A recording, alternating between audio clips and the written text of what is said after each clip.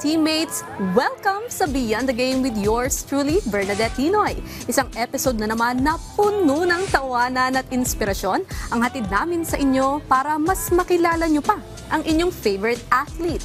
At ngayon nga, teammates, makakasama natin ang UAAP Season 87 Junior Boys MVP, youngest national team member at national under-20 record holder.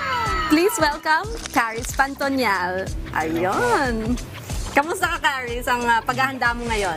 So far po, so good lang din naman po. Kasi a week before po, I know na po talaga na may interview na po ako. Ganun. Ay, wow! Parang ano, Yes parang yung first question ko, alam mo na agad yung sasagutin mo. No? Pero nung nakaraan, nakita ko, binasag mo yung record sa under-20. Under-20. Ilang taon ka na ba? 18 po. Magna-19 pa lang po sa this upcoming November po. Grabe, 18 ka pa lang. Pero ang tangkad mo, no? Anong height mo? Maybe around siguro 5'7 or 5'8 po. Hindi po ako sure. Tatangkad ka pa. Sana nga. Pero imagine mo, binasag mo yung under-20 record. Anong event yon? 400 meters po. Saan? Doon po sa Taipei, Taiwan po. Wow, Last week. grabe. Ayun na nga, ano masabi mo dun sa recent achievements mo? Actually po, matagal ko na po talagang pangarap na ma-break yung junior record po, yung Philippine junior record. Kaso nga po, the way po para makuha ko po siya is parang ang rough po ng daan po. Parang kahit I don't know po paano ko po talaga siya makuha po talaga. Like, pinaghahandaan ko naman po, pero ilang beses din po ako nabigo. Una nung sa National Open, di ko po siya nakuha. Kulang po ng 0.2 milliseconds. Tapos nung sa Asian Champs naman po sa Korea, dun po di ko din po nakuha. Pero paano ka ba nagsimula sa sports? Ano yun? Elementary ba? High school? Yes po, nung first ko po pagsali talaga sa track and field po, when I was grade 4 po, year 2016. Sa classroom po namin kasi malapit dun sa may quadrangle sa school. Tapos yung mga grade 6 po, parang meron sa PE activity po, parang like nagkarera po sila, ganun po. Tapos, andun lang po ako sa window po, nanonood sa kanila. Then, nung afternoon po, pinasali po ako. Tapos, unexpected po, natalo ko po yung ibang grade 6 po, ganun. Pero saan ka ba nag-aaral? When I was elementary po, dun po ako sa Vito Elementary School po, dun po sa Minglanilla, Cebu. Pero ano ba, nung nandun ka ba Cebu, ikaw lang ba yung may lahi doon? Or ano bang lahi natin? Actually po, my father po is Black American po. But di ko po siya na-meet ever since po. Pero yung Pantonial ba is... Pantonial po, apelyido ng mama po. Ah, okay. Po. Alam mo ba yung apelyido ng father mo? Base lang po sa sabi ng mama ko, Scott po daw yung last name ng father ko po. Pero wala po akong proof kahit sa picture po, di ko po siya nakita, ganun. Naku, magandang opportunity din to, no? Kung gusto mo ba siya makita na... If I will be given a chance po, how I wish po na makita ko po siya. Pero pag di po, okay lang din. Ganun po.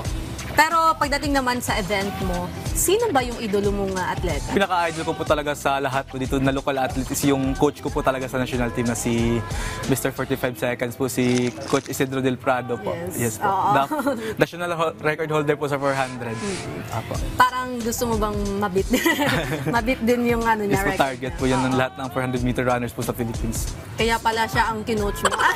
Kinuha ka ba niya? O... Yes po, kinuha po. After UAP po, pitok po na doon na po ako mag-training sa kanya, doon na po ako sasabay sa kanya. Then just last January po, sabi sa akin na finally pasok na po ako sa national team. Anong pakiramdam na?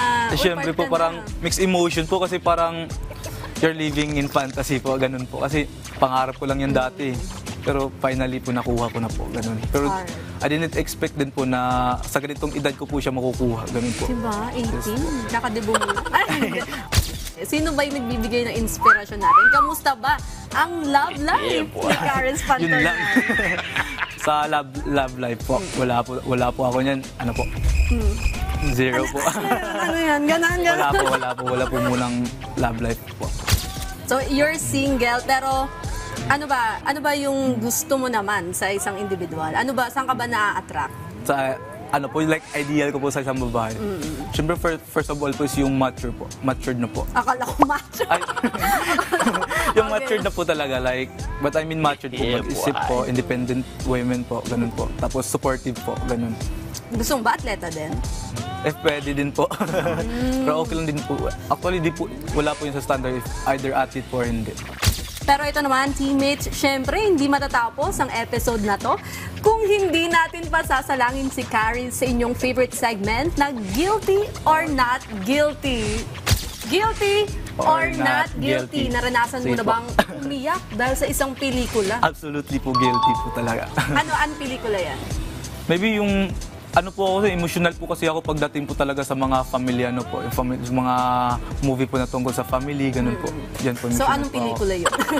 So naalala ko lang po, first movie na napaiyak po ako is yung Train to Busan po siguro. So nung grade 4 pa po ako doon. Ay, kasi nakakaiyak yun, Nakakaiyak diba? po. Yung sa last part Gong po. Yu. Ito naman, guilty or not guilty, naranasan mo na bang ma-injure during training o sa mismong competition? Yes po. In Kailan fact yun? nga po yung dark ages ko po sa pagiging athlete ko po is during the 2023 palarong pambansa po sa Marikina po. Nung na-injury po talaga ako dito po sa left calf ko po. First event ko pa, tapos may 5 event po ako nun. Paano yun? Gabi yun. Hindi mo na natuloy yung ibang event mo? Di ko na po kaya mag-start. Kasi during the warm-up pa lang po, yung pag-set po namin ng starting block, tapos nang try po ako mag-approach sa isang hurdle. Kasi yun yung umuulan po. Tapos nung pagtalon ko po sa hurdle po, dun na-slide po ako. Pag landing ko, na-slide po ako. Guilty or not guilty, naranasan mo na bang umiyak dahil sa pagkatalo? Yes po. Many times po. Sige, kwentuhan mo ako. Ano yun? Ano ba nangyari nun? Siyempre, first iyak ko po siguro dahil natalo ako. Grade 4 din po during the provincial meet. Siyempre, as an athlete po, bata pa po ako noon. Like, gusto ko po talaga palagi manalo po. Very competitive na po talaga ako ever since. So parang pag natalo po ako, parang nagsi-self-doubt po ako. Bakit po ganun, di ba? Ready naman po ako.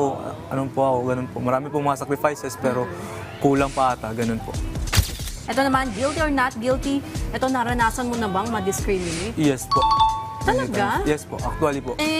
Modern age na ngayon, pero may mga discrimination Yes pa po, rin. actually po, dun po sa, syempre po, doon po ako sa Cebu, elementary days, meron po kasi kakaiba do yung ano ko po, compare sa mga pure Filipino, ganun po yung kulay, yung buhok, ganun po.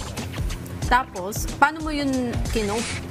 Like, nung sa elementary days po, syempre po, meron pong time na I'm at my lowest po dahil sa mga bullies po, ganun po. Meron din pong time na nakagawa po ako ng masama dahil sa mga bullies, ganun po. Talaga? Nasasaktan ko din po sila, ganun po.